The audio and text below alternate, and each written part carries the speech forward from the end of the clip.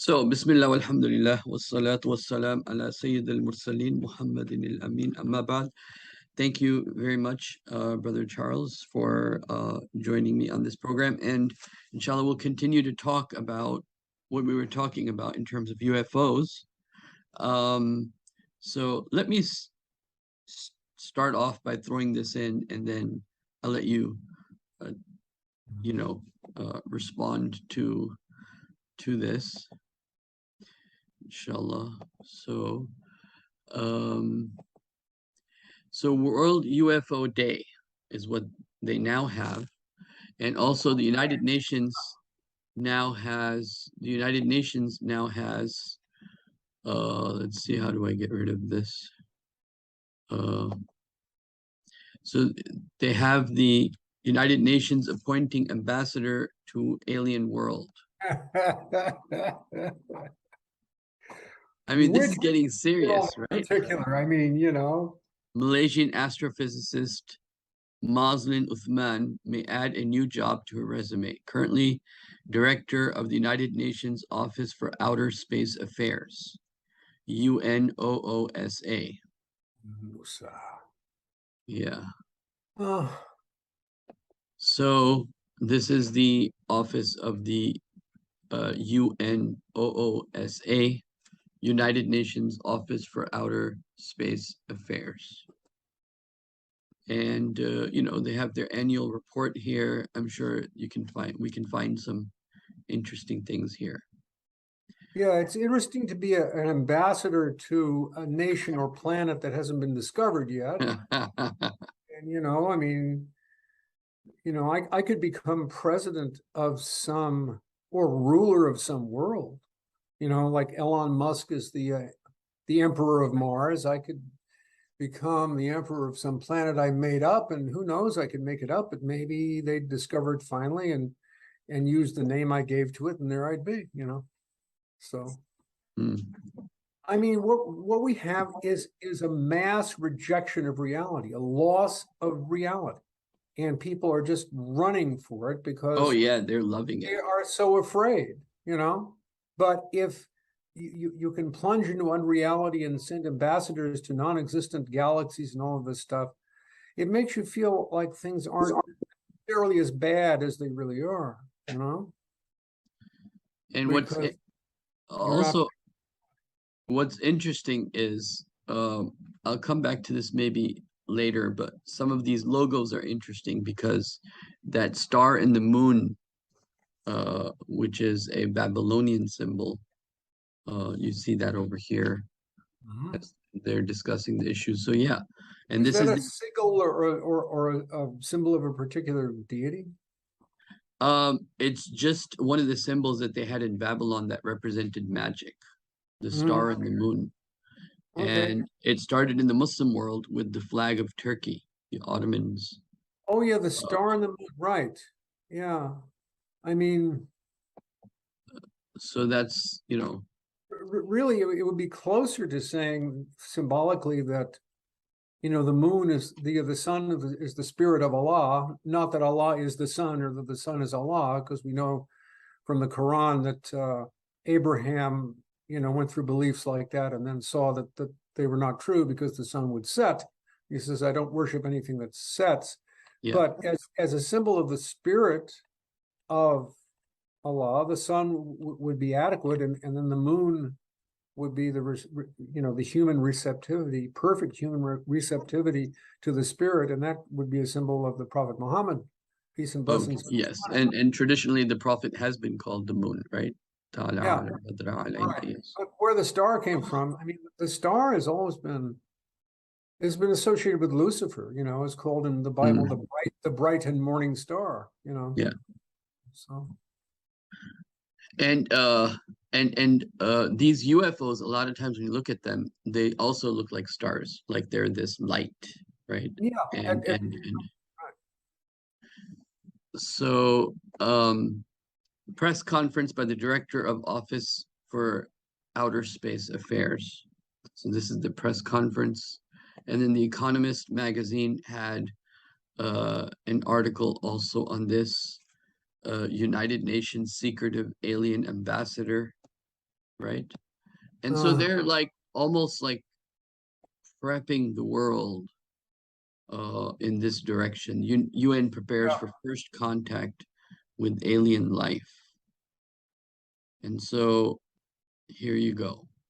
And so I just find this very, very interesting. Um, Well, it is part and parcel of the push for one world government. That's what uh, back in, I guess, it was probably the 70s. Jacques Vallée, who I consider to be the most reliable ufologist, wrote a book called Messengers of Deception, which was talking about one of the chapter titles was the Venusian candidate, and he was just talking about the engineering of the belief in UFOs as a major deception, and in order to change the basic belief system of the human race. So I think that's what's going on. yeah. And just to also hit a little bit on I think that you might find this interesting. Um, so let's see if I can start from here, maybe. Oh, okay. You know what? We can start from here. So you, okay. So this is talking about ancient cultures and how they have this theory called Hollow Earth and how this kind of like relates to aliens because I guess part of the idea is okay, aliens came from space, but the other part of that's really catching on is that they're actually going to come out from under the earth. Yeah, or and maybe because that's where where they came from originally, or because aliens from other planets have established underground bases, one or the other, like the Dulce base in where is that, Arizona? The idea Right, right. Yeah. in the Apache lands, on the Apache reservation, I believe. And, the idea that there's a horrible alien base under the earth there. So, which is And nothing but an image of hell, a horrible base, with many levels under the yeah, earth where, horrible UFO aliens do terrible things to human beings. That is a secular modern idea of precisely hell. It is exactly the description of hell, right, but right. It is, yeah. that word, So what's also very interesting is all the media is and I'll share that with you too, is that the media is talking about UFOs that they come in peace. Like this is a very common theme, you know. And yeah, it's gonna get interesting. I just want to share this with you and then see what you say. So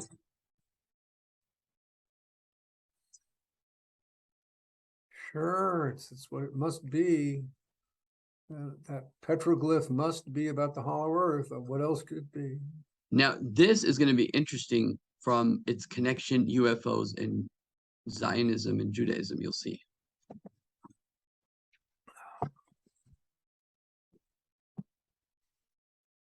And and not the Judaism that came to the prophet Moses on Sinai, some other Judaism that may have come to the Jews during the Babylonian Yeah, captivity and got into a lot of the Talmud, which is a totally different thing. right, right. And okay. So the Buddhism. Oh, Agartha, yeah, that's another. Yeah, Agartha, an underground kingdom. Shambhala, another one. Mm, Yeah, I can't hear him, but I can see what he's saying. So. okay. Yeah, yeah. He was talking about Agartha, and then he's going to talk about Kabbalah, I think.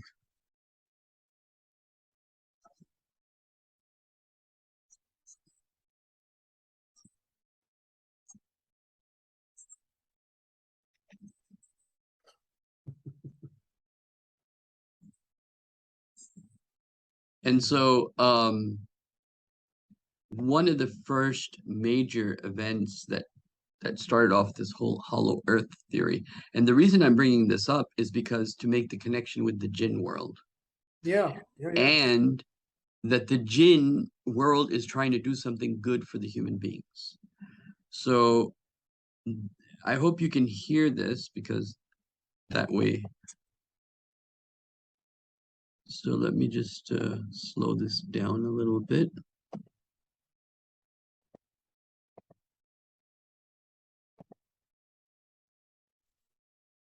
Don't hear any sound so far, so.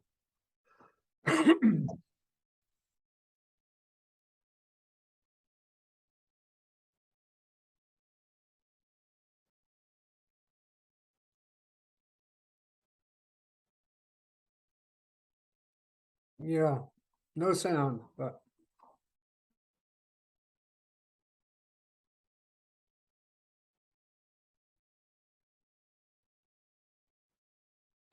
Now, when you look at the actual, like the log of the travel log, so you can hear it here.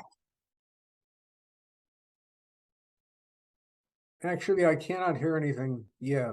You can't hear? No, Okay, let me, is this, you know what I could do? No, I know what I can do. I can help us hear this. Now you will be able to hear.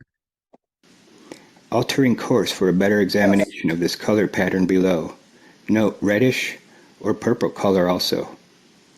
Circle this area 2 full turns and return to assigned compass heading. Position check made again to base camp and relay information concerning coloration of the ice and snow below. 0910 hours. Both magnetic and gyro compasses beginning to gyrate and wobble. We are unable to hold our heading by instrumentation. Take bearing with the sun compass, yet all seems well.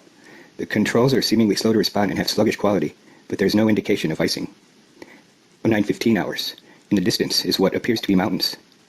0949 hours. 29 minutes elapsed flight time from the first sighting of the mountains. It is no illusion. There are mountains, and consisting of a small range that I've never seen before. 0955 hours. Altitude changed to 2950 feet, encountering strong turbulence again. We are crossing over a small mountain range and still proceeding northward as best as can be ascertained. Beyond the mountain range is what appears to be a valley with a small river or stream running through the center portion. There should be no green valley below. Something is definitely wrong and abnormal here. We should be over ice and snow. To the port side. This is supposedly Admiral Byrd's trip yeah, to I mean, Antarctica. it's supposedly, I mean, how authenticated is that? Well, I mean, Where the did person's authentic, and he took a trip there. And that? this was published after he died by his son, saying Oh, that, right. So now, but what's interesting is the nuances as we get into this, just a few minutes into this, and the final message, which is we are here for world peace, right? And so man, and the way it seems from one perspective, if we go into a lot of wars, and then finally the Dajjal comes and says, you guys have been fighting, I'm yeah, here to solve all your problems, you know, mankind will be desperate for peace, mankind will be desperate for a solution, and he's yeah, gonna I say, mean, I'm gonna, obviously that is what is being built up to, and the idea that the UFOs can, hover above a nuclear missile installation and turn the missiles off, they will save us from nuclear war. yeah, and So, they'll say, we were trying to tell you this, and I am, oh, by the way, I am the Messiah that you've been waiting for, and I've come from the yes, sky, and I'm exactly how. I don't like to use that term. It's pretentious, and I'm much too modest to use that. But really, the ignorant religious types, used that term for us. They didn't quite understand, but yeah, that's us. Yeah, I can see that. Right. Yeah, So now what's interesting, because this is one of the main stories or storylines that has convinced more and more people of flat Earth, especially, And it has a lot of connections with a lot of issues. So if you can just bear with me, and then I'm sure you'll have something to say about this. Are great forests growing on mountain slopes. Our navigation instruments are still spinning.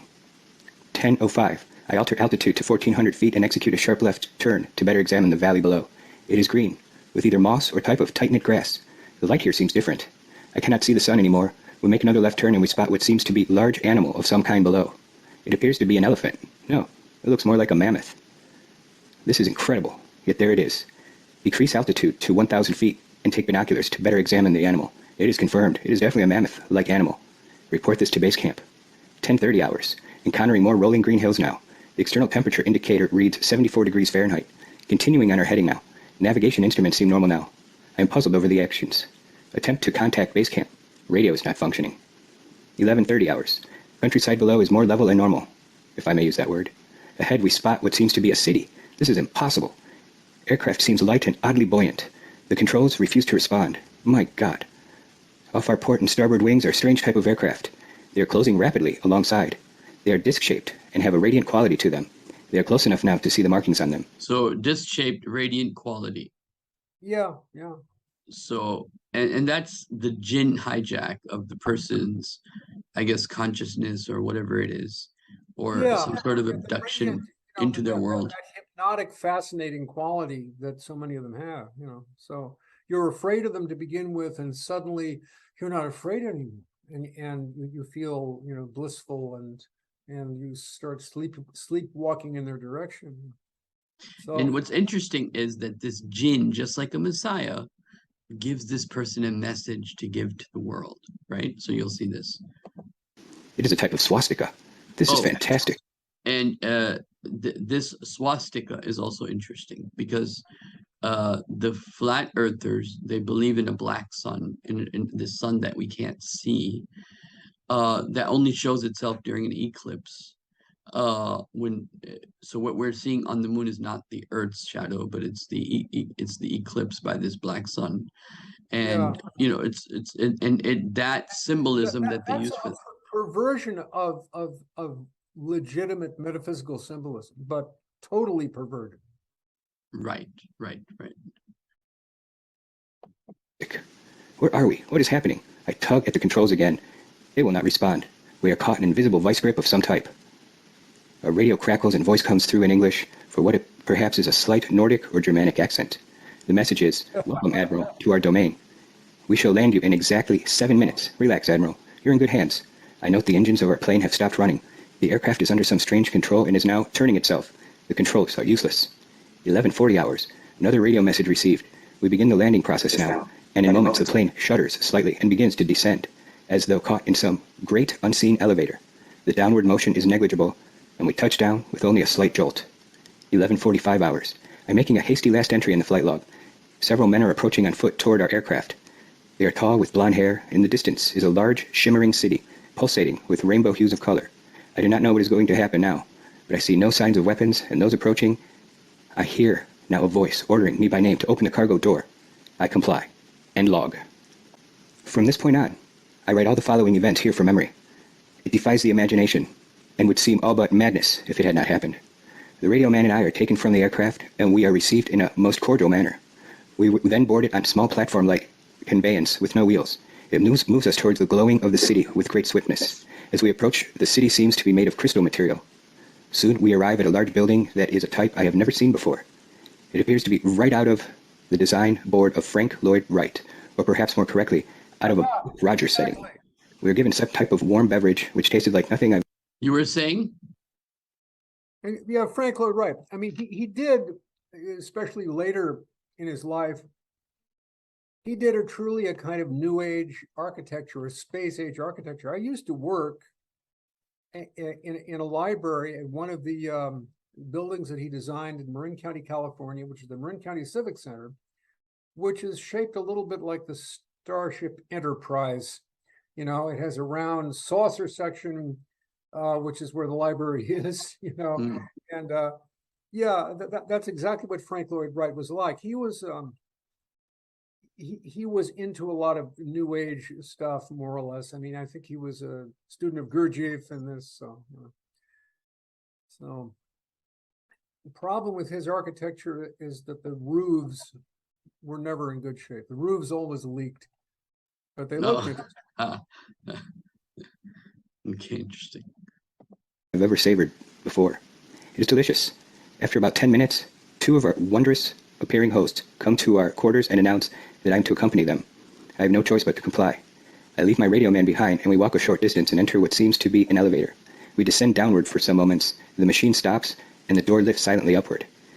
We proceed down a long hallway that is lit by rose-colored light and seems to be emanating from the walls themselves. One of the beings motions to us to stop before a great door. Over the door is an inscription that I cannot read. The great door slides noiselessly open, and I'm beckoned to enter. One of my hosts speaks. Have no fear, Admiral. You are to have an audience with the Master. I bid you welcome to our domain, Admiral. I see a man with delicate features and with an etching of years upon his face. He is seated at a long table. He motions me to sit down in one of the chairs. After I am seated, he places his fingertips together and smiles. He speaks softly again and conveys the following. We have let you enter here because you are of noble character and well known on the surface world, Admiral. Surface world? I half gasp under my breath. Yes, the Master replies with a smile. You are in domain of the Ariani, the inner world of the earth. We shall not long delay your mission, and you will be safely escorted back to the surface and for a distance beyond. But now, Admiral, I shall tell you why you have been summoned here. Our interest rightly begins just after your race exploded the first atomic bombs over Hiroshima and Nagasaki, Japan. It was at that alarming time we sent our flying machines, the Flugelrods, to your surface world to investigate what your race had done. That is, of course, past history now, my dear Admiral, but I must continue on. You see, we have never interfered before in your race's wars and barbarity, but now we must, for you have learned to tamper with a certain power that is not for man, namely, that of atomic energy. Our emissaries have already delivered messages to the powers of your world, and yet they do not heed. Now you have been chosen to be witness here that our world does exist. You see, our culture and science is many thousands of years beyond your race, Admiral. I interrupted. But what does this have to do with me, sir? The Master's eyes seemed to penetrate deeply into my mind, and after studying me for a few moments, he replied, Your race has now reached the point of no return, for there are those among you who would destroy your very world rather than relinquish the power, as they know it. I nodded, and the Master continued. In 1945 and afterward, we tried to contact your race, but our efforts were met with hostility. Our Flugelrods were fired upon. Yes, even pursued with malice and animosity by your fighter planes. So now, I say to you, my son, there is a great storm gathering in your world, a black fury that will not spend itself for many years. There will be no answers in your armies. There will be no safety in your science. It may rage on until every flower of your culture is trampled and all human things are leveled in vast chaos. Your recent war was only a prelude to what yet to come for your race. We here see it more clearly with each hour. Do you say I am mistaken? Then he gestured, with a lovely, slender hand. A motion of peace, and our meeting was truly ended. Quickly, we walked back through the great door of the Master's chamber and once again entered into the elevator. The door slid silently downward, and we were once going upward. One of my hosts spoke again. We must now make haste, Admiral, as the Master desires to delay you no longer on your scheduled timetable, and you must return with this message to your race. I said nothing. All of this was almost beyond belief, and once again my thoughts were interrupted as we stopped. I entered the room and was again with my radio man. He had an anxious expression on his face. As I approached, I said, It's all right, Howie. It's all right. The two beings motioned us toward the awaiting conveyance. We boarded and soon arrived back at the aircraft. The engines were idling and we were boarded immediately. The whole atmosphere seemed charged now with a certain air of urgency. After the cargo door was closed, the aircraft was immediately lifted by the unseen force until we reached an altitude of 2,700 feet. Two of the aircraft were alongside for some distance, guiding us on our return. I must state here, the airspeed indicator registered no reading, yet we were moving along at a very rapid rate. 2:15 hours, a radio message comes through. We are leaving you now, Admiral. Your controls are free. We watched for a moment as the Flugelrods disappeared into the pale blue sky. The aircraft suddenly felt as though caught in a sharp downdraft for a moment. We quickly recovered her control. We did not speak for some time. Each man has his thoughts. Entry and flight log continues. 2:20 hours. We are again over a vast area of ice and snow and approximately 20 minutes from base camp. We radio them. They respond. We report all conditions normal. Normal. Base camp expresses relief at our re-established contact. We land smoothly at base camp. I have a mission. End log entries. March 11th, 1947. I have just attended a staff meeting at the Pentagon. I've stated fully my discovery and the message from the Master. All is duly recorded. The President has been advised. I am now detained for several hours. 6 hours, 39 minutes to be exact. I'm interviewed intently by top security forces and a medical team. It was an ordeal. I'm placed under strict control via the national security provisions to this, United States of America. I am ordered to remain silent, regard to all that I have learned. on the behalf of humanity. Incredible. I'm reminded that I'm a military man and must obey orders. Okay, so that's the, I guess, monologue of this person who kind of like brought back this whole hollow earth idea. Yeah, was that supposed to be the actual words of Admiral Byrd that he wrote in a diary or something? Yeah, so his son published it because he never really published it, and it's supposedly his experience. Well, he must have had a pretty good ghostwriter because, you know, that reads exactly like a science fiction novel or the script of a science fiction movie. You know, that does not read like any diary written by any admiral or other military man in history. I mean, look, you know, the style, is a dead giveaway. So Yeah, I mean, I found very interesting where in the dialogue he's like, "But why am I here?" It's like so obvious. Yeah, and I love the line, I had no choice but to comply. I mean, that's the basic theme of the whole thing. Well, I mean, it seems like his son either decided, came up with this idea and decided he could, get some traction on this or maybe make some money with launching this idea, or the people who are purveying UFO myth came to him and said, um, you can lend us a lot of credibility if you'll let us use your father's name on this script here that we're providing you, and and maybe it won't go so well with you if you don't agree. Who knows what happened? But I mean, when you listen to his that's not normal, Admiral Byrd. That's not Admiral anybody talking. Obviously. yeah, I mean, when I looked at his other interviews, he does talk a lot about there's resources there. We have to go get the resources. Like Of he's very course. much looking at it as a military guy and resources. Yeah, He and that's doesn't getting say, big now because as the ice caps are shrinking and the permafrost is melting, suddenly the Arctic is becoming, a wonderland of resources and possible even farming, and so we're developing a big rivalry with Russia around who's going to control the Arctic. So that's going on, but that's not the Hollow yeah, Earth. I mean, he doesn't say anything close to what this diary says, but So somehow every flat earther and every person who believes in aliens, and just in YouTube, you'll have like I think over like a few hundred of his videos, or like different versions of this same video. Um, so yeah, so yeah, now that's the Arctic, and of course the Antarctic is another story.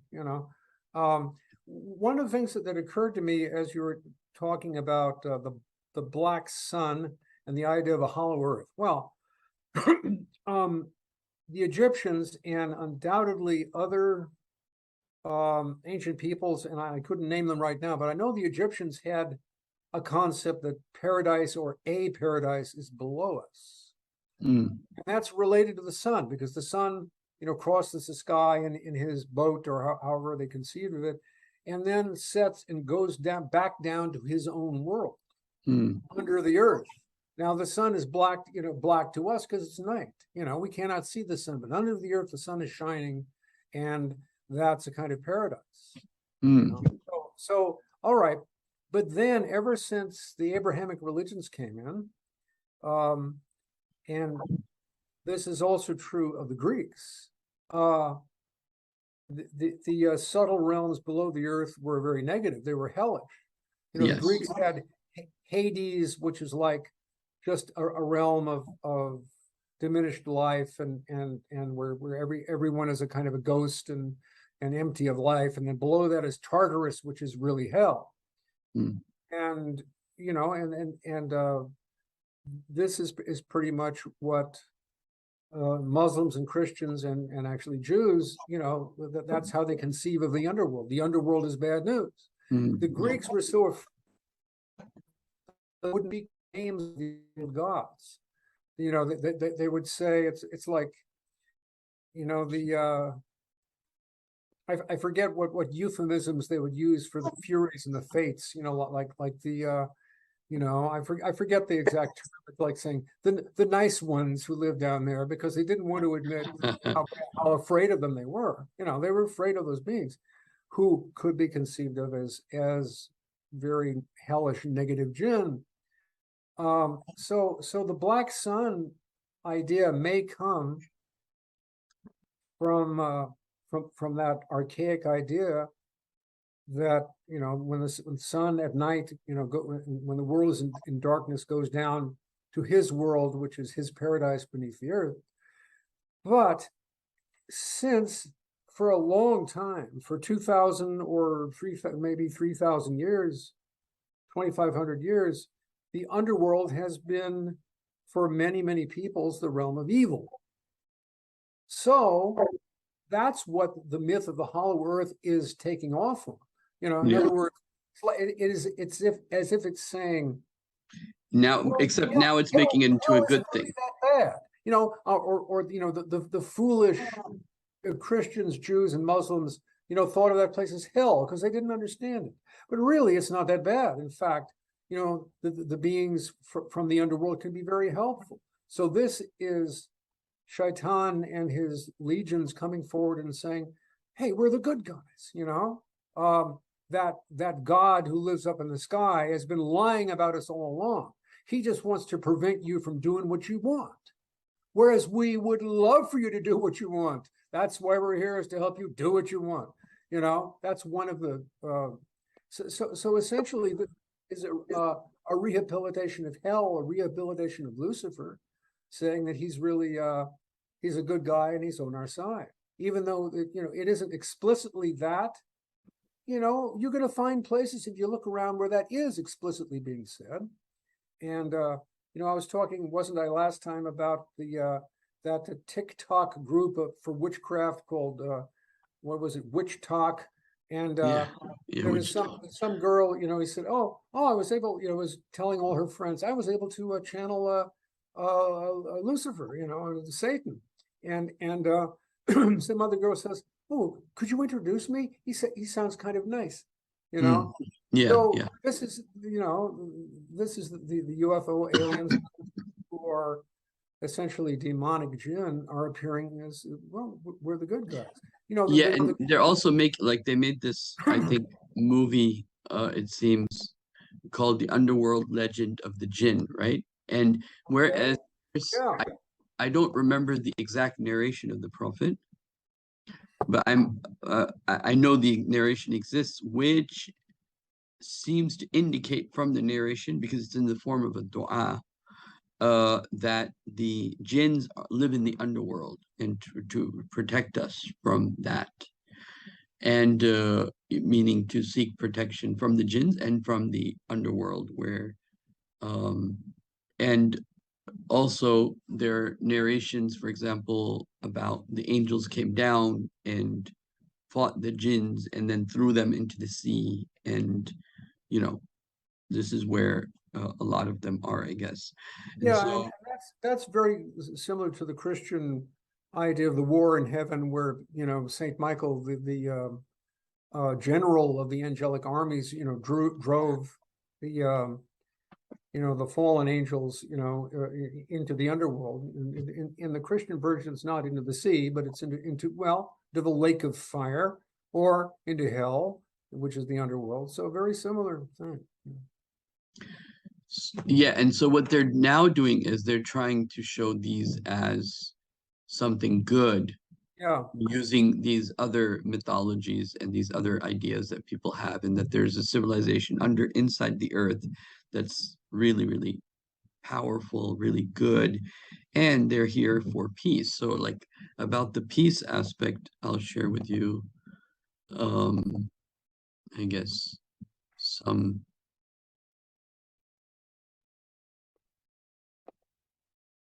Let's see what comes up. Norse-looking gym there. So before this starts, let me make sure that you can hear. Yes. So. I can hear that.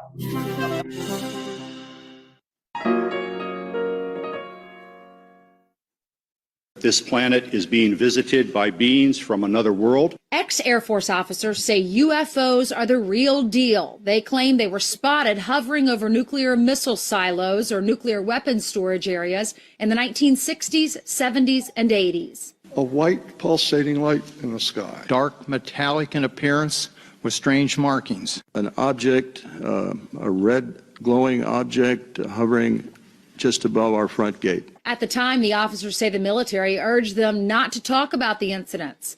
At this point in time, I'm a debunker. The men believe extraterrestrial beings are interested in the world's nuclear arms race and may be sending humans a message. But not everyone's so sure. I always probe pretty hard. What kinds of evidence do you have to support this? I have yet to see any. Last week, the United Nations appointed an ambassador for alien affairs. The Malaysian scientist already heads up the UN Office for Outer Space Affairs and believes that discovering alien life is becoming increasingly certain.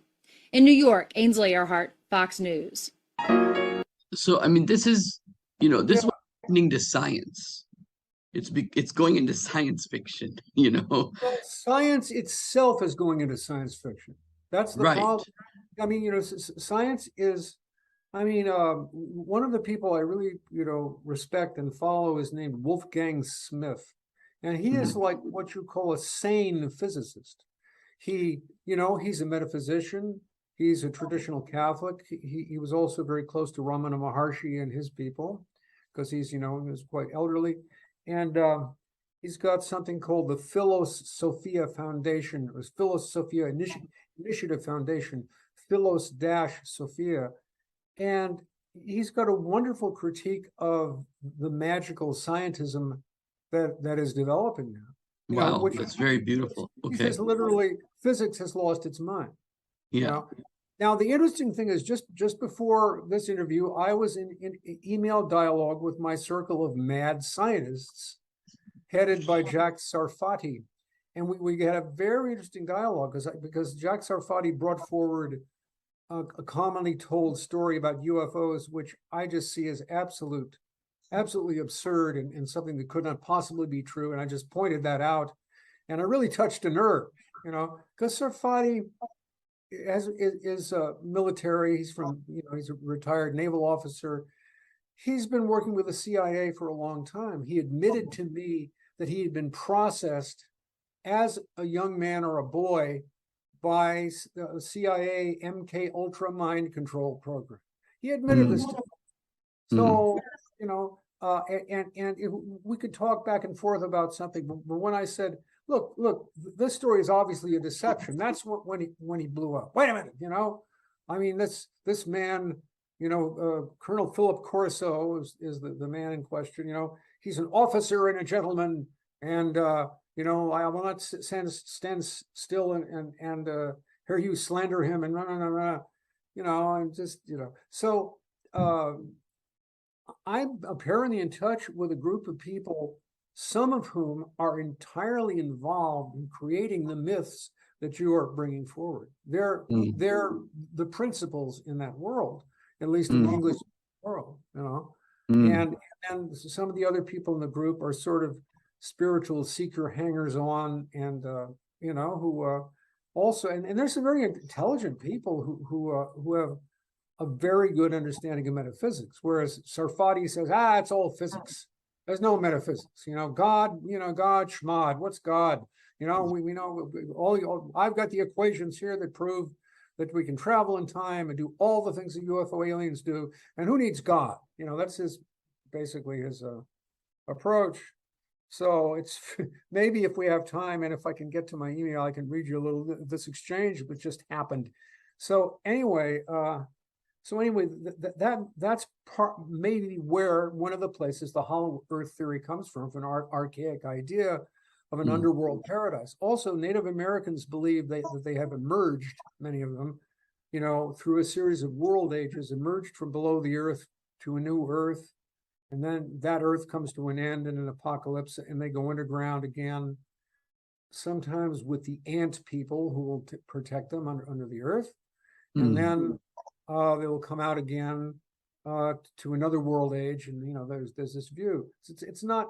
I would not say that Native Americans generally simply believe that the underworld is positive and paradise, but they're closer to that belief than the Judeo-Christians and Muslims.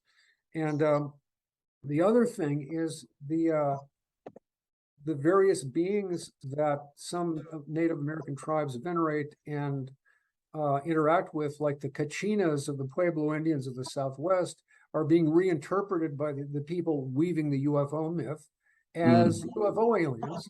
And Native Americans are eating that up. Like I think I said that before. Hey, the scientists, now say that we're not crazy, that this stuff is all real, and they like that. And as I think I said before, that will also bring in a lot of paranormal tourism to the reservation and make them a little money. So, So here's another example of, I come in peace. And this again is another notebook written by somebody else with the same basic ideas being promoted. Here, I'm going to share with you when it comes to Judaism, but UFOs and the religious dimension, which basically says the same thing that we've been saying. But this whole idea of being in peace, here's why. This is PC Magazine. Here's why aliens will probably come in peace. UFOs, occult, and coming of Christ. This is an interesting discussion, but I'm just going to leave that for now. But what I do want to share with you is this rabbi, if he's coming up. Okay, well. Mount Hermon, Lebanon. Now this is Mount Hermon is near Israel, so it's like part of their narrative, the Jewish narrative. Straddling the border of Syria, this legendary mountain, as described in the book of Enoch, is the peak where Shemyaza and the Watchers descended to earth. In the book of Enoch, there's a reference to Mount Hermon. We see the angels basically descending to Mount Hermon. So Mount Hermon was both a place of connection with heaven and kind of a sally port between earth and heaven. The Watchers, being angels from heaven, knew the sciences of heaven. Semyaza was basically an expert in enchantment and root cutting. You could think of it as basically witchcraft. The casting of spells, creating magic, and using roots to create potions. The Book of Enoch lists very specifically the subjects that are taught to humans by the Watchers, by these angels who begin to share their wisdom with them. Which is basically magic, not angels, but... Oh, yeah. The Book of Enoch describes Mount Hermon as the place where Shemyaza... That's that's black folk religion, in this country, they talk about working the roots on somebody, so. Yeah, that's right. Hermon as the place where Shemyaza taught humans about magic and medicine. So this is close to the idea of like the angels coming down and teaching medicine and magic. Harut and Marut, right. Who talk magic in Babylon, right? Yeah. Other powerful angels. Minor variations. Yeah. Angels passed on knowledge of metallurgy, weapons, astrology, science, and even warfare. The Watchers delivered to humanity. Nuclear energy came from the angels. Watch out. Yeah, and so this Jewish brother, across the globe, over 1.5. No, I wanted. I guess I have no idea about flying saucers or not. I have no idea. I'm not commenting on it. Well, we say of.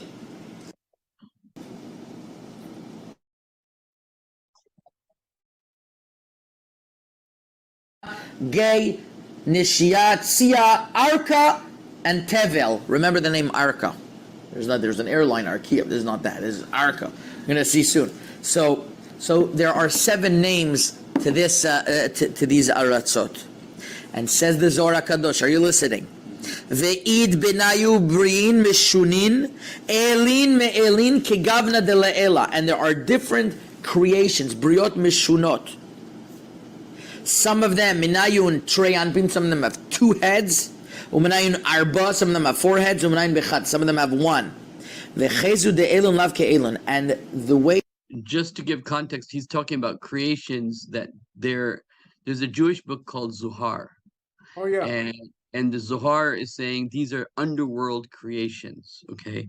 So he's kind of like describing that. They look is not the same as the others. So Zohar has a very different attitude than the Torah itself, which is where the actual teachings are. Yeah. Well, I mean, the Zohar is a mishmash. You know, it's huge. It might have been written by one author. You know, was it Moses de Leon? I think, but you know, it's probably, you know, is accreted over time with a lot of different writers. And you know, the Kabbalah is a strange tradition. I think there's a central aspect of it that is very profound and very mystical and very pious. But early on, you know, and for a long time, it has been diverted in the direction of all sorts of magic, you know, and so it's, for that reason, it is probably dangerous to get involved with Kabbalah, no matter who you are. Best you should be a Jew rather than, you know, a female pop singer. Right. Yeah. You know, yeah, who is not Jewish, but you know, but you know, I mean, so many people in my world say, "Oh, the Kabbalah is all evil." Well, it's polluted, but somewhere in there, there are diamonds of truth. There are wonderful things in the Zohar too, but you know, you can't take all of it. You have to, you know. Yeah, I mean, for falsehood to exist, they need truth for falsehood to exist, right? Oh yeah, yeah, exactly. And the Quran points to this several times as one of its main themes of what the people of the book did. It's not that they made it into a book of falsehood. It's that they either hid the truth or mixed the truth and falsehood. And you have to have some truth for it to have some currency. Otherwise, it wouldn't have any currency. Evil has no substance in itself. It's a Right. parasite. Yeah, that's right. It has to be a parasite. Error is a parasite on truth. Evil is a parasite on goodness. And without goodness and truth, you know, evil and error and illusion cannot exist, which is a very strange paradox. But, you know, so, yeah. And exactly, I mean, the world of Kabbalah is something, that's one of the systems I never got deeply into because it was too explicit, too mathematically explicit. And you know, and you would get the idea that, well, if I study this, you know, I will finally understand the genome of Allah, if you will. I've got all of, you know, all of the secrets right here, and I can do anything I want with them because this is the whole story in detail. And once you think like that, you know, you've gone astray because, you know, Allah, you know, has things in store for you that you can't imagine, and there's no way you can encompass all his secrets. Secrets will come and be revealed if they're supposed to, but you can't, you know, sit down and say, I want to know all the secrets so I can control everything, which is, you know, too much of a tendency in Kabbalah. So. Right. And talking about that, the verse of the Quran that talks about magic, and that I kind of feel is connected to this whole issue, let me share with you how that one of the key features is, you know, power. That, you know, the shayateen read to them or recited to them about the kingdom of Suleiman, right? So it's about the kingdom. It's about having that power of the kingdom. And here it is. Okay. So, and they followed what the devils taught during the reign of Suleiman. But the better translation would be وَاتَّبَعُوا مَا تَتْلُو الشَّيَاطِينُ عَلَى مُلْكِ سُلَيْمَانَ, and they followed what the devils taught them regarding or concerning the kingship of Suleiman. So it's not about Suleiman as much as it is about the power that he had, the control of the jinns, the control of the wind, the control of different. Right. So where does the doctrine come from that Suleiman was the only one among the prophets whom Allah gave, power over the jinn, and that's not, going to be a power that can be legitimately accessed by anybody else, and particularly no one today.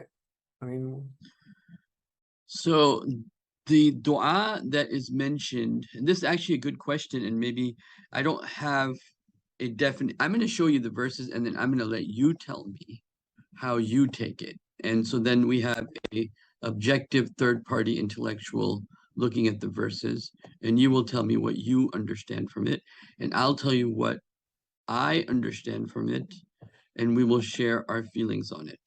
So this is the chapter where this is. And now let me get to that part.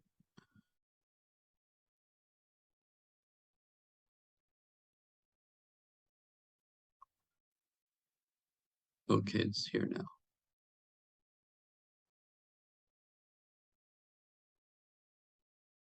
So it starts with verse 34, the whole situation. وَلَقَدْ فَتَنَّا سُلَيْمَانَ وَأَلْقَيْنَا عَلَى كُرْسِهِ جَسَدًا ثُمَّ نَامَ. And we tested Suleiman and placed a body on his throne, meaning a jasad, a dead body is a better translation, okay? Or a golem, perhaps a golem. Yeah, and so this is what many of the traditional Mufassirin say, that it was a Satan. He saw a type of Satan on his throne, and he felt, wait, why is this person trying to sit on my throne? Okay.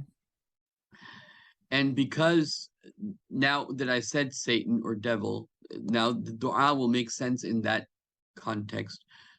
Qala, he said, Rabbi ighfirli, oh Allah, forgive me, wahabli mulkan, and give me a kingship, la yanbaghi li ahadim min ba'di, that will not be attained by anyone after me. Innaka antal wahhab, indeed you are the giver. So as a result, now the next verse, 36, says fa. Fa means so, therefore immediately. فَسَخَّرْنَا لَهُ رِيحًا, and so we made the winds subjected to him. تَجْرِي بِأَمْرِهِ, they would move by his command. رِخَاءً, in gently, حَيْثُ أَسَابَ, wherever he directed them to go. Not only that, وَالشَّيَاطِينَ, and the demons. Kullu bana'in wa ghawas, and all the demons that were they were builders of buildings, that was their skill, and ghawas, and they were able to dive deep into the earth or dive deep into the sea. So this is where like the shayateen and their ability to go up by building and then going down the earth by diving.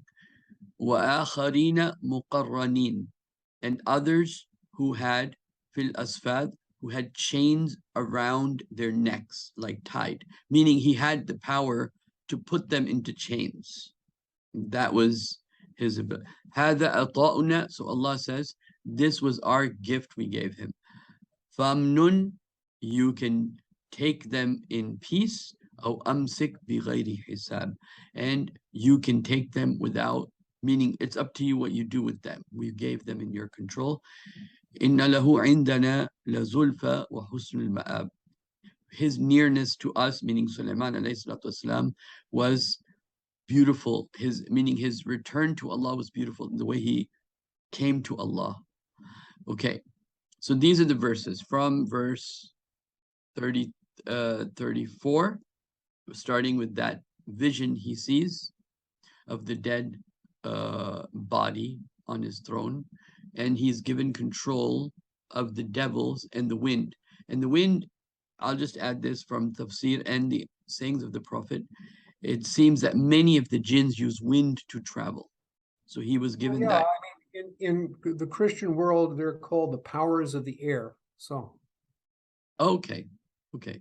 So now, Brother Charles, what is your reading of these verses? Well, that body on the throne seemed to me to be Solomon's ego of his kingship, like his nafs took the throne instead of the spirit of Allah within him. And so the throne, it was dead. His kingship was dead. If he looked and said, who am I who thinks I am a king, by my own power and by my own right, except, rather than as a gift of Allah. And he looked at that and he saw it as a corpse sitting on his throne, because that whole attitude toward kingship was dead and it was going to spread death. And so he repented. And it's interesting because he had maybe, deliberately or unwittingly taken one step toward, the world of Shaitan through his egotism. And then he repented of it. But he was still had a connection with that because he had made that misstep. And since he repented of it, he had, let us say, begun to put himself in touch with the jinn world through that egotism and through that mistake. And so once he repented of it, the effect was that a certain degree of the jinn world, became subject to him by the power and the will of Allah. So the jinn were now, in effect, by serving Solomon, they were serving Allah instead of serving themselves and their own kings and leaders. So it was almost the beginning of the redemption of the jinn world, just a beginning, and it wasn't going to go any farther. But it's like saying, this is as far as signs and wonders and magic. It's not magic, but let's say, the karamat, the karamat, yes, the miracles, yes. This is as far as we will let you indulge in this, because you already, became associated with it. So since you repented of it, Allah says, then therefore I will bless your repentance and turn those elements of the jinn world to good, but nobody else should try this, because it was an error to begin with and shouldn't be repeated. I would like to share you my reading of it, if you don't mind. Sure. So the vision that Suleiman saw of the dead body was a type of shaitan like Dajjal. Because the third temple, as you know, is the third temple the Jews want to build is like the coming back of Suleiman. So they have these two, they want the Messiah and Suleiman in one.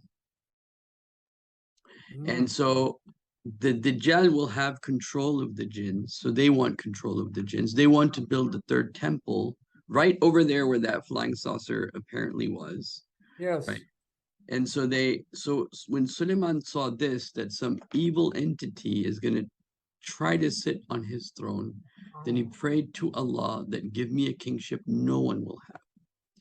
And then when he knew that was a shaitan, so Allah gave him control of the jinns and the shayateen, and he put all of the shayateens that were the big shayateen in chains. And there's a narration of the Prophet that towards the end of times, these shayateen will begin to come back out from the sea and from the earth.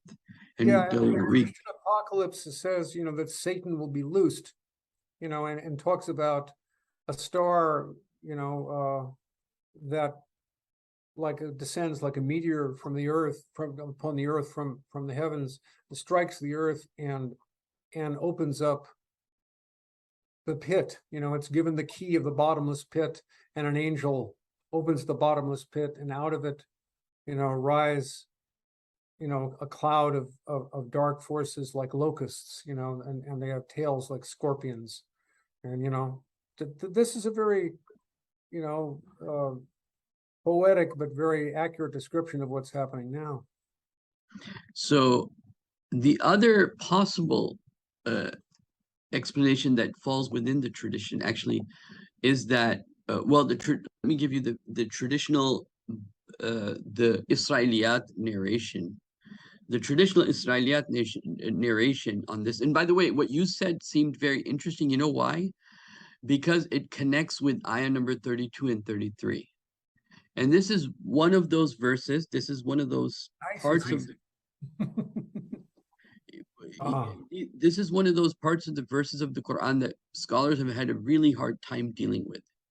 So ayah number 32 and 33 talk about he said, Sulaiman said, Inni ahabtu hubbul khair, that I have loved the hubbul khair, which translation here is niceties, but hubbul khair in traditional meaning means the horses. Okay, so he had a great love for the certain horses, and dhikri, and they kept me from the remembrance of Allah. Hatta tawar al-hijab, until tawar al-hijab, one of the meanings is until the night came. Okay. Rudduhu alayya, so he was upset that the horses, that this material beings kept him from Allah, and he was upset with himself. فَطَفِقَ مَسْحًا بِسُوقٍ وَأَعْنَاقٍ. So one translation is, and he began to caress their legs and their necks, meaning the horses. But the verse is showing he's upset also with them. So the other meaning, the other translation, which is also legitimate within traditional Islam, فَطَفِقَ مَسْحًا, that he touched, caressed them, doesn't mean caressed them here, but rather that he killed those horses because he was like, you know, why did they keep me away from the remembrance of Allah subhanahu wa ta'ala? If you take ayah number 32, if you take the interpretation you were giving and add this kind of like, because this portion before is talking about how he was kept from the dhikr of Allah. And so then that way of looking at it is a valid way of looking at it. Now, traditionally, if you don't mind me sharing this, the scholars of Islam, they used a narration of the Prophet in which it says that Sulaiman alayhi salam, even though many scholars rejected this narration because of its weakness, but majority of them have kind of like taken that, okay, this is one explanation, that Sulaiman alayhi salam went to his wives and he had relationship with them and he forgot to say inshallah, which is also interesting because it relates to Ya'juj and Ma'juj not saying inshallah, but he forgot to say inshallah, and he had all these children that were dead, and then they were brought to him in his throne, this dead body. So that's the tradition. The way I take that, and the way I guess you can put all of these, and one of the reasons that Allah subhanahu wa ta'ala doesn't say things exactly is so that, because there's so many lessons, and all of these things could be true. Yes, it goes in so many directions, has so many levels. Yeah. You know, and so what I find very interesting is we have children now that are like literally like zombies. You know, it's the age of like the jasad, it's the age of like the dead bodies. Yeah. A lot of these youth, and so it just reminds me of that. And yeah, so I've heard young people talk about their bodies as if their bodies are strange objects that are somehow attached to them. You know, I feel funny about my body. It's kind of like this, or it's kind of like that, or it feels, or it looks like that. It's very strange. You know, but you know, I want to ask a question. Why would a word that refers to horses also be called niceties? Does niceties mean delicacies or sweet things, or does it mean subtleties? Hub means love, khair means good, the love of the good. Things that are beloved. Yes. So hubbul khairi in idiom would be used for horses in the Arabic language. But if you're doing a literal translation, this word ahbabtu was from hub, love. Khair means good. So the qala, the things that I loved, meaning niceties, if you take it literally, or the horse that I loved, or the horses. But they kept me from the dhikr of Allah until all night.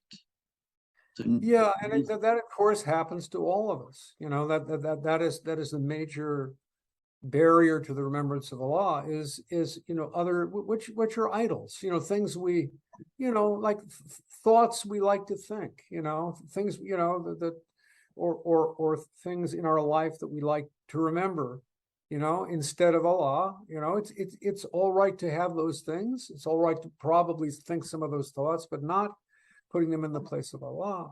Now, what's interesting, what came to me, and this may not be true at all, but the remembrance of Allah opens the heart, and when the heart opens, subtleties, which can also be delicacies, that can also be things that you just love to think about. You know, you're thinking of Allah, and then some mystical secret comes to you, and you say, "Oh, that's a great thought." No, I Imagine- totally relate to that experience. Yeah, you know, yeah, and you know, these are the like my Namatalahi Sufis, when I was with them, said, you know, remember Allah, worship Allah, remember Allah for Himself, not for His gifts.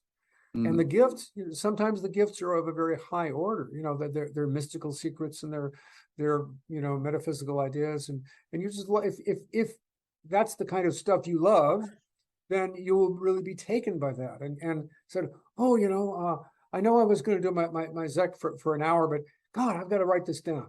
You know, I know the problem, you know, of as a writer of getting, you know, getting sidetracked exactly like that. The other thing about horses, what's the surah of the Quran that is translated the coursers, which means the horses, you know.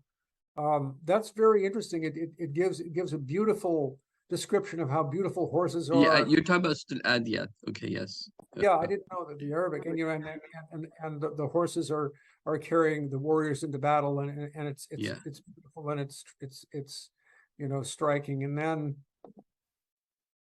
you know, doesn't Allah swear by the horses that? Yes, so this is right here. Wal Adiyati dabha. Quite well what you people are up to, you know.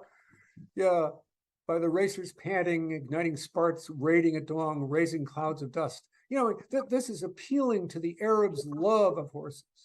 You know, say, oh, you know, he's talking about the things we love, our beautiful horses.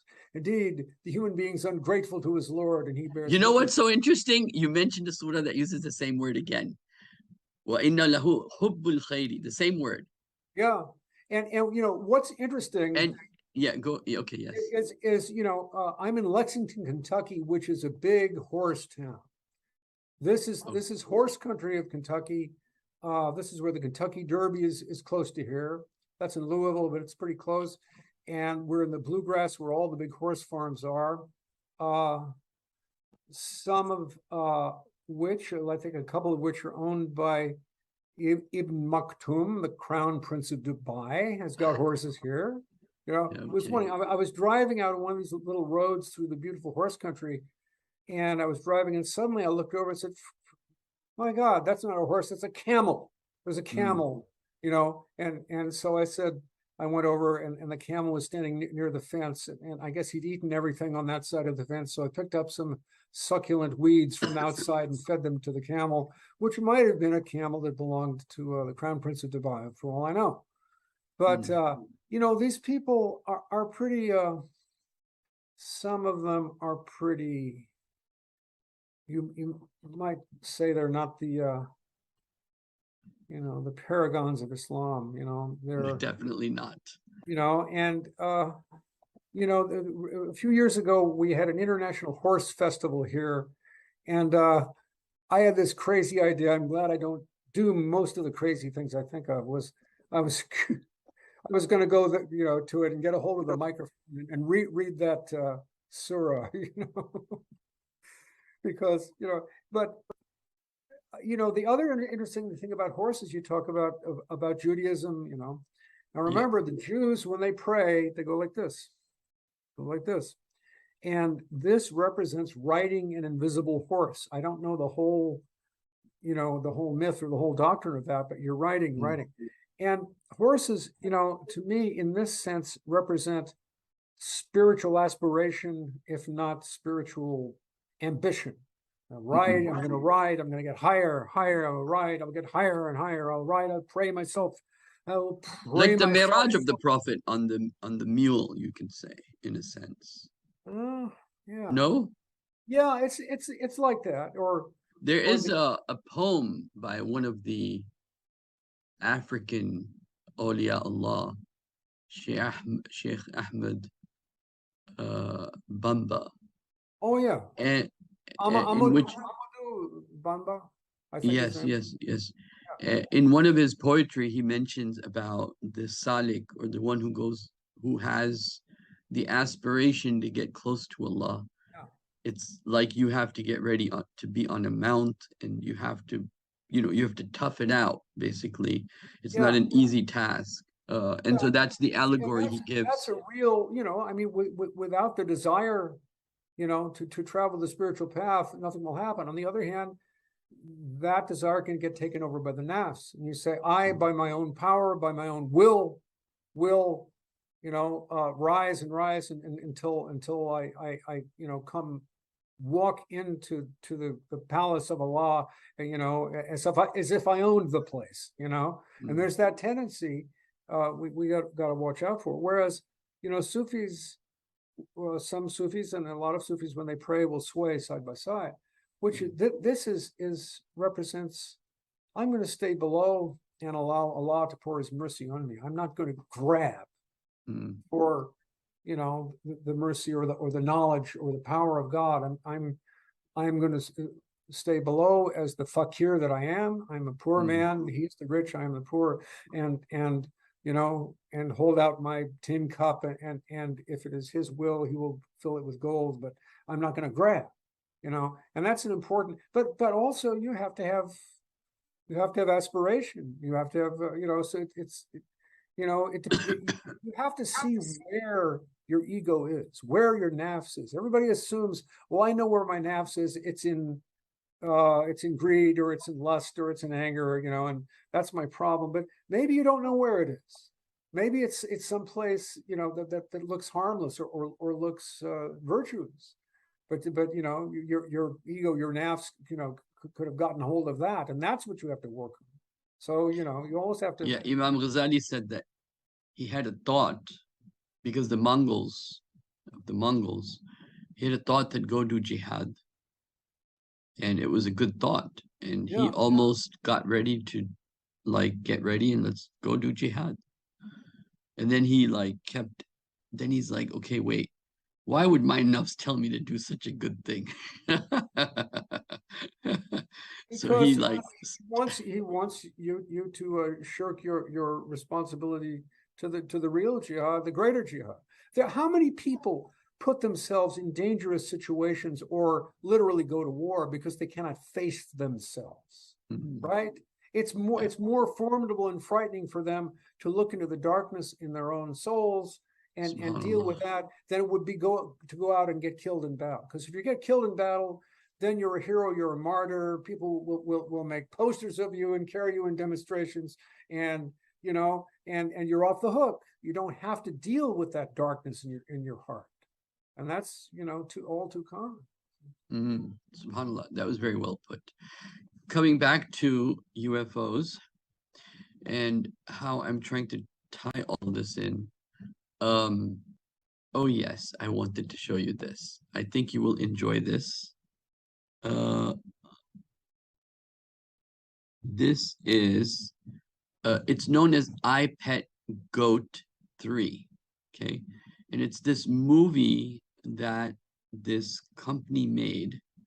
Let me see if I can show you who this person is. Have you heard of this? I Pet Goat. No, I haven't. See, you're gonna find this kind of interesting.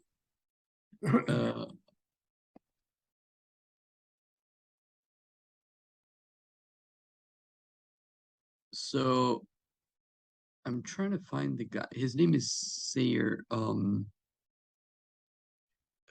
Okay. This is by this guy. Okay, so let me just put here 3. Or let me see. Have I seen this? Does this go through a couple of U.S. presidents? Or is it something? Not this one, no. There's another one I saw years ago, which was, it had a goat in it. So this is showing two people fighting, Trump and maybe Putin or maybe Biden. I'm not sure. And they're on top of a Chinese house.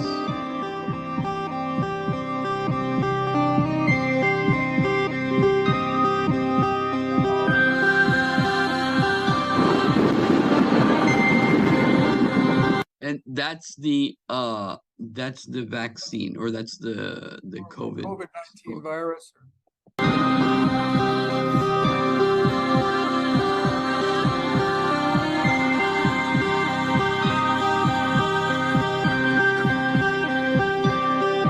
Now this seems to be like the Antichrist. Yeah, situation. it's Christ the King, but in a very negative context. So it must be the Antichrist. Yeah. Yeah, yeah.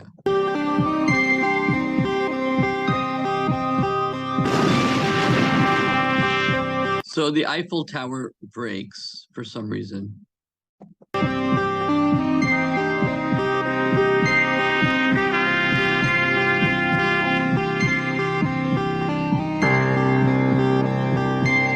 And here it comes, and here comes an angelic figure.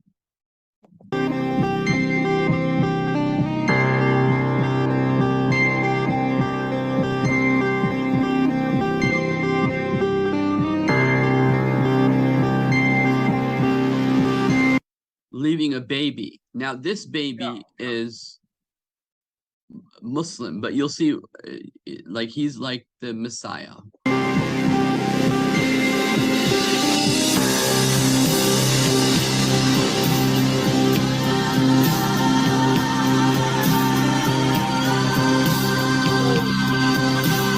So that's the flying saucer. I saw Hagia Sophia for a That's Hagia Sophia, and he's leading Muslims in prayer there. Yeah. So he's some famous Muslim guy.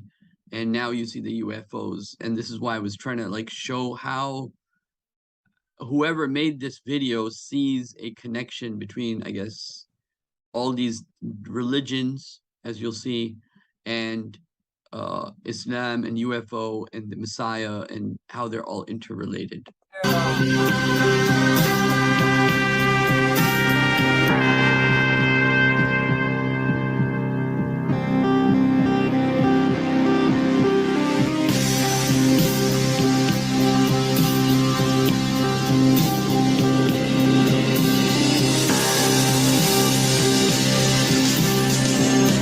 This is the Jewish Ark of the Covenant, as you probably know.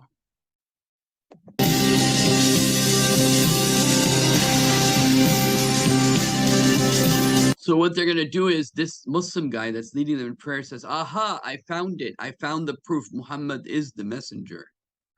And then now you'll see.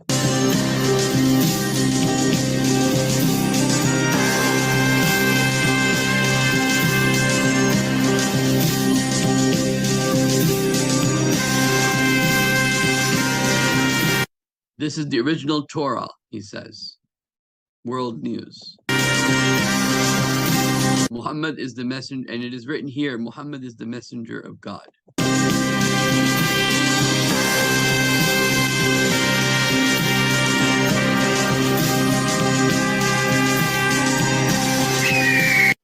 Now, I think the eagle is the US. And now that guy that was giving the press conference has a bow and arrow, and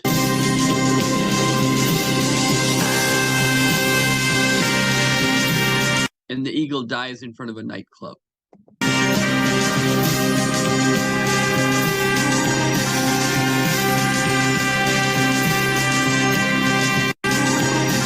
This is again that the moon and the star type scenario. Now, these are 4 verses of the Quran that they're showing here that have to do with the Abrahamic Accords, meaning the parts of the Quran that are like, okay, ta'alaw ila kalimatin sawa' baynana wa baynakum alla na'budu illa Allah. Come between what's common between us and will not worship anyone but Allah. That kind of like anyone who is in that is good.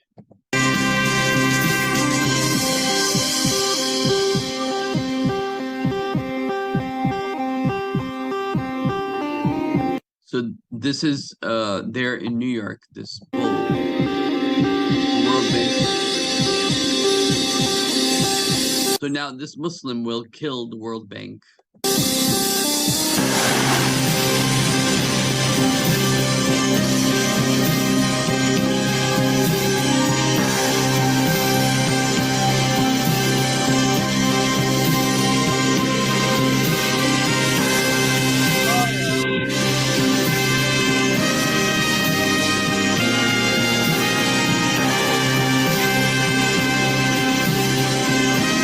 And that's the Dome of the Rock.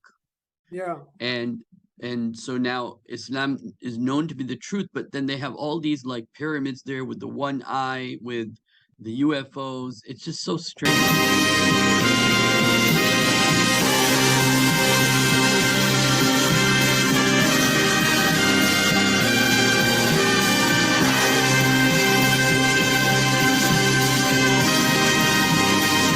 He has, I think this is the Turkish flag.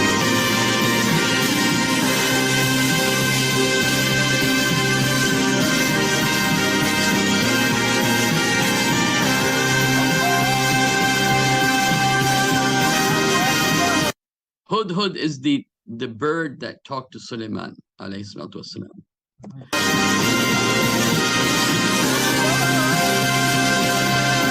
So now he will kill the false Messiah.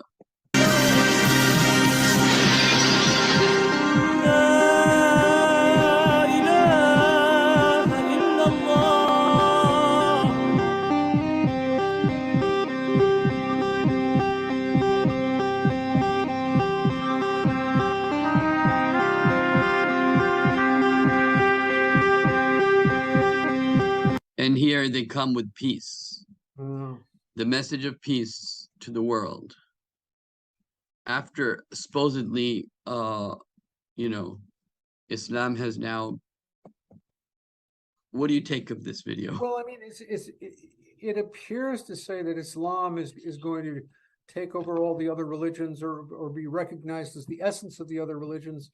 But at the same time, you get the feeling that Islam is getting polluted by twisted aspects of all the other religions. So, it's a mishmash. And peace, peace, they say peace, peace, but there is no peace. Right. I mean, and what is predicted for the time of the hour? Is it peace? I mean, it's terrible that peace, that world peace, should be co-opted to be something that you don't trust, because that in itself inflames people who don't trust it to become violent and crazy in another direction. So yeah, and then you remind me of a verse of the Quran which has to do with being hypocritical. It's one of the first verses of the Quran.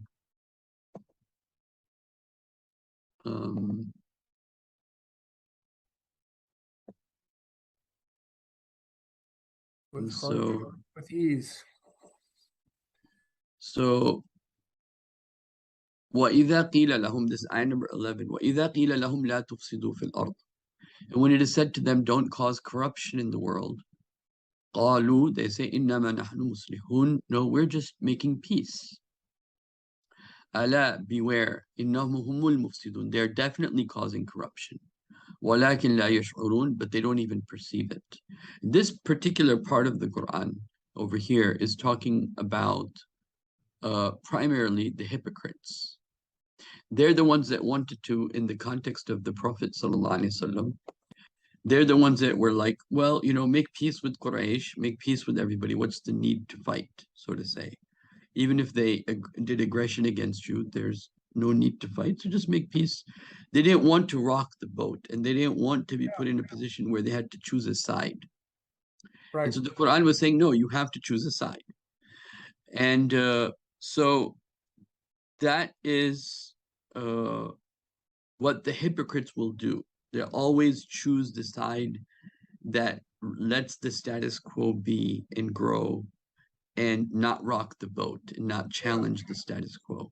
And those that is true, but those who recognize the truth of what you just said will sometimes go in the other direction and say we have to choose a side now out of the sides that Right, are which is the other provided by the dunya. You know, the dunya has, you could be this, you could be woke, or you could be the Aryan Brotherhood, or you can be Black Lives Matter, or you could do any of the these are your choices, says the world. Says, and the world is the collective nafs. The world is the projection of the human nafs, out into outer existence, into the zahir. So, the thing is not to choose one of the alternatives of the world and think because you've made a solid commitment to something you consider to be right, that is indeed Allah's will. Because the Prophet, for as long as he could, avoided conflict. You might say, well, he wasn't just strong enough to overcome the Quraysh, where he was while he and the Muslims were under oppression in Mecca, but he moved to Medina, and that's when he got the power. But he moved to Medina for peace. He didn't move to Medina, to form an army and then go back and conquer Mecca. He only did that when the Quraysh came after him, and then the point came when Allah says, all right, fighting back is better than oppression. So so you have to be able to reserve judgment without becoming a hypocrite and without becoming wishy-washy and just simply afraid of conflict. But you've got to be able to wait and pray until the true conflict comes. Because, like Yajuj and Majuj, for me, as far as I'm concerned, represent in one way these false alternatives. What are you going to choose, like Biden or Trump? Are you going to choose who is good and who is evil, the United States or Russia? Wait a minute, are these real choices? Is this the choice of Allah versus all that is against Allah? Not yet. In partial ways, those choices reflect the true choice. And so that means that sometimes you have to take sides temporarily, partially, on a particular issue or something like this. But that's not the real conflict. The real conflict is between, your nafs, your egotism, and the expression of the collective nafs of humanity, which is what, in one sense, al-Dajjal is the collective ego of humanity. That's why what you said about al-Dajjal, and my idea that the corpse on the throne was the ego of Solomon, it's the same order of ideas, because the collective ego, and the ego can attach itself, as we know, to religion. That's one of the most dangerous things the nafs can do is when it gets religion. Right? Definitely, yeah. So I want to end with kind of like putting everything together. How serious of a consideration is it that the institutions, the rabbis, the space agencies, the UN, the Pentagon, they're all talking about UFOs? And there's these assumptions that come with this idea of the UFOs.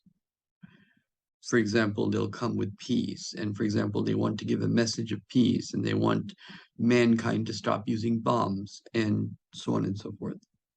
And that these jinns, these entities, will be used as a form of a way to merge the religions and bring a false messiah, or a false religion for that matter. And will seem, in the circumstances in which this happens, because of all the wars and everything, that this seems pretty authentic, and all these religions are authentic, and maybe Islam is a little bit more authentic even, but but they're all interconnected. And yes, and that may just be what is told to Muslims, and other, other flattering, things will be told to the members of the other religion. right, yeah, yeah. And so, but how serious of a proposition is this in terms of is from where we stand today? Meaning, I don't know what will happen It's 50 years. it's the massive effort of the forces of darkness on this planet. It's their end game. This is it. Either they will wipe all the religions from the face of the earth, because really we will discover there's no God, there's no Allah, that we were created by the UFO aliens through genetic engineering, and the people believed in Allah. That was just a vague, superstitious idea of the real truth, which is the aliens are our creators and overlords, and so we must serve them. Or, at the same time, the idea that the religions would be merged into one, as if no one ever came to God through religions, because they're all partial. Only when they're put together like pieces of a huge jigsaw puzzle will you have a real religion. And until now, it's all been, incomplete and insufficient. Right, and shame on you human beings, you didn't get it right. And one big contradiction here is that insan human beings are supposed to be the highest peak of Allah's creation. Yeah. And so now it's kind of like there's now another creation that's greater than us. But I guess they'll come in the form of some type of human being if it's a Messiah. I don't know.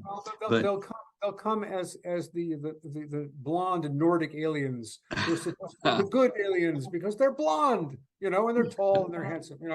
I mean, there's one person who helped me, or I put he sent me a great email, so I put it in my book, The Alien Disclosure Deception, Jonathan Salvi, and he just said, we're being shown these terrible aliens, the Greys, who are awful and skinny and have huge heads and are ugly and sinister, or the reptilians, who are like walking lizard, human lizards and all this.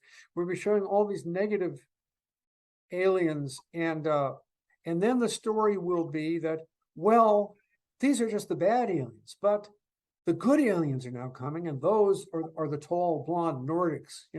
Believe in them because they're not lizards; they're handsome Vikings. And one of the big memes you see in contemporary culture these days is what I call the good demons versus the bad demons. That's right. That is true. It's a false conflict, and that's what Yajuj and Majuj are, as far as I'm concerned. A false conflict where you seem to you think that one side of this dichotomy must be good because the other side is evil, and then but they are all working together toward the same destruction. So the good demons. How many video games are the good demons versus the bad demons? Yeah. There's no hint of actual good or intelligence or beauty in the video games. They're all demons, but some of them are white, and others are black, and it's all the same thing.